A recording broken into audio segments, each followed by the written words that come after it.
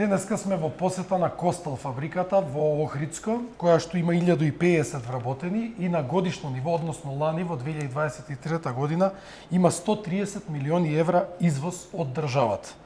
Тие користат поволности од Царинската управа како одобрение за крајна употреба и тие се одобрен извозник.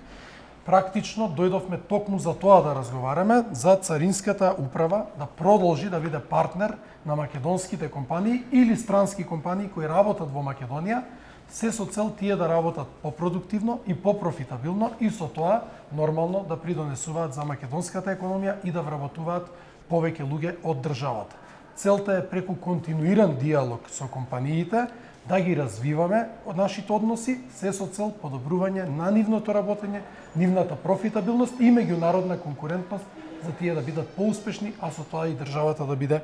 поуспешна. Јас ја користам оваа прилика да се заблагодарам и на господинот Виктор Мизо и во улога на директор на компанијата за Македонија, но и во улога на председател на Советот на странски инвеститори за признанието кое што го доби Царинската управа, која што е препознаена од сите државни институции како институција во која што